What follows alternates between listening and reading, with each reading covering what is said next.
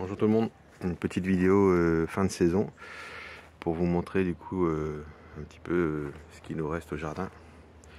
Donc là on a les haricots qui vont être qui font de la graine. Donc ça il faut absolument faire, hein. Récupérer vos graines, ça c'est génial. Comme ça on a du pouvoir d'achat, on gagne du pouvoir d'achat, on récupère ses graines et l'année prochaine on peut faire des kilos et des kilos de haricots. Vous voyez, vous laissez les graines se faire. Là, les gousses séchées et vous récupérez un max de graines. Donc à l'intérieur, avec une main, je ne vais pas réussir. À l'intérieur, vous avez énormément de graines. Et ça, l'année prochaine, vous plantez ça. Vous semez ça, pardon, et ça va être génial. L'année prochaine, je vous ferai des vidéos complètes sur des légumes. Ça sera plus sympathique. Donc par contre tout le reste ça commence à ralentir un petit peu. Ce qu'il faut faire, c'est penser aussi à amender votre sol, récupérer un maximum de matière organique. Là ici j'ai du fumier de cheval que j'ai récupéré. Faut pas hésiter à le mettre, commencer à le mettre. Là ici on a la mâche qu'on va pouvoir commencer à récolter. Elle est géniale, super bonne, très bonne. Bon, les poireaux c'est un peu moyen, ils sont pas super beaux, mais bon. D'ici peu aussi on ramassera les patates douces. Donc les patates douces, vous voyez, elles ont fait quelques liales. Après je suis pas certain d'avoir des grosses récoltes. Là on peut les laisser encore un petit peu, tant qu'il n'y a pas de gel, les laisser grossir, parce que là elles sont en train de grossir. Elles grossissent généralement, voilà, vers la fin de saison. Donc on les laisse grossir. Il ne faudra pas hésiter à ramasser les derniers petits marrons. Et les butternuts, je vais vous montrer dans le jardin, il en reste aussi. Donc voilà, il faut bien attendre que la gousse, que la queue soit bien sèche. Voilà. On va passer, il y a Verlaine qui est là. Voilà le chien. Ah, Verlaine, ça va? Oui, Verlaine va bien.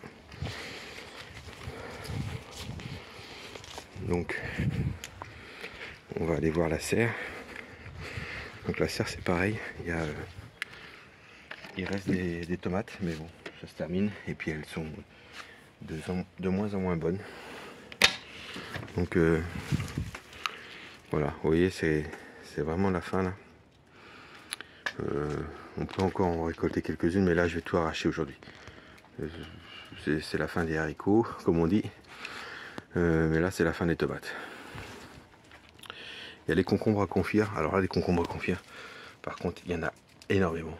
Et là c'est pareil, je vais faire des bocaux, je pense, parce qu'il y en a beaucoup et ils sont énormes.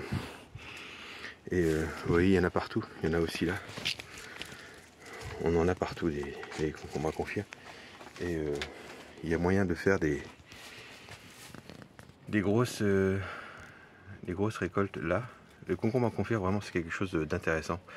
Et si vous voulez regarder la vidéo que j'ai faite pour les mettre justement à confire dans le vinaigre, c'est génial. Ils sont super bons. Voilà. Ici, on a les choux. Donc j'ai mis les choux en serre. On verra bien ce que ça donne. Bon là il y a un peu de soleil, mais autrement c'est quand même frais. Donc, même sous la serre c'est frais. Donc la Verlaine, il jardine. Toujours. On a les kiwanos. Vous voyez ça, les kiwanos? Ils sont assez beaux. Par contre ils jaunissent pas. Normalement ils doivent être un peu jaunes. Ils jaunissent pas, donc on va attendre de voir. Mais ils sont beaux. J'ai mis quelques salades. On va voir ce que ça donne. Et les aubergines, c'est la fin. Les aubergines, on va ramasser encore un petit peu, mais ça se termine vraiment. Autrement, dans le jardin, le raisin, on a tout ramassé. C'était pas une grosse année. On peut pas dire qu'on a eu beaucoup de raisins. Je vous parlais tout à l'heure du fumier, voilà. Vous voyez, il y a encore fumier de cheval. Ça c'est intéressant d'en avoir. Par contre ce qui est bien c'est de le bâcher un petit peu pour pas que tout soit rincé par la pluie. Ici on a les betteraves qui sont voilà.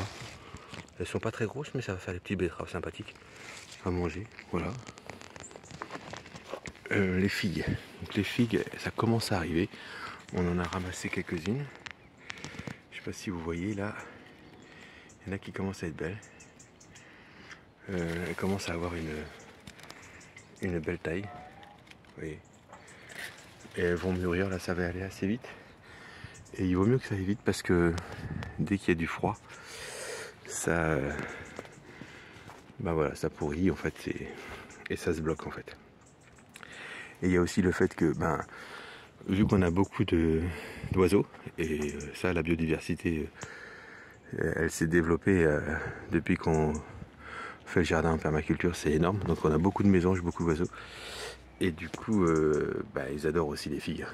Ça, on peut pas dire le contraire. Elles adorent ça, donc dès qu'elles sont mûres, elles les vident en fait.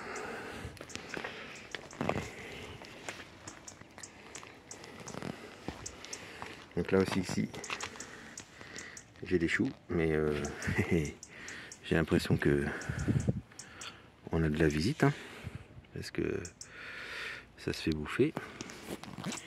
Donc là, les limaces, je pense qu'on peut en trouver si on cherche bien. On peut trouver des limaces qui se cachent par là. Et ça doit être elles qui grignotent un peu les choux.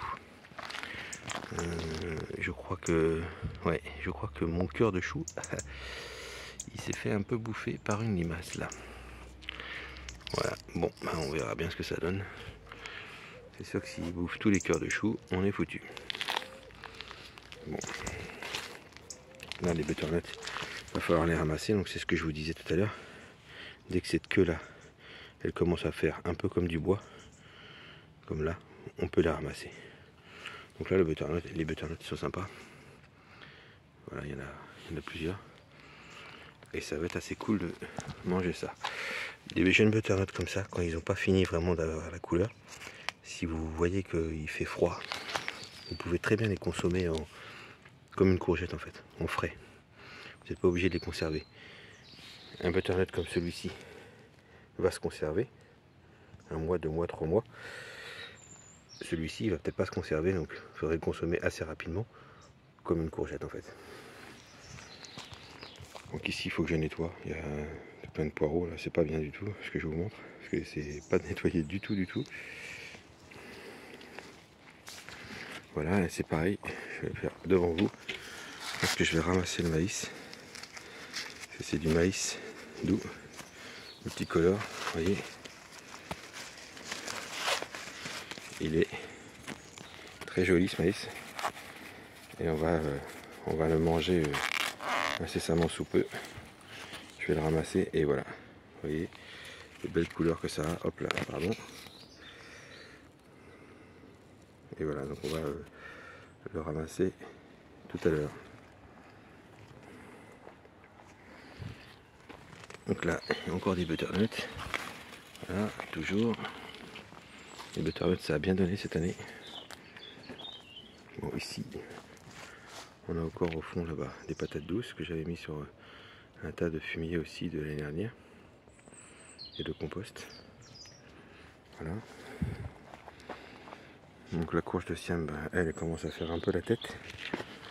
Même si on en a découvert encore une ici. On en découvre toujours un petit peu partout. Voilà, on a eu une dizaine de courges de Siam. Donc là, ce que je vous montrais tout à l'heure, les haricots, faut surtout pas hésiter. C'est super facile de faire ces graines. Et ça, c'est de l'argent de gagner. Vraiment. Vraiment, c'est super facile. Et j'ai déjà fait une vidéo l'année dernière sur les graines. Comment faire ces graines. N'hésitez pas à aller voir. Voilà, courge de Siam. Plusieurs kilos de nourriture. Comme ça qu'on peut conserver très très longtemps.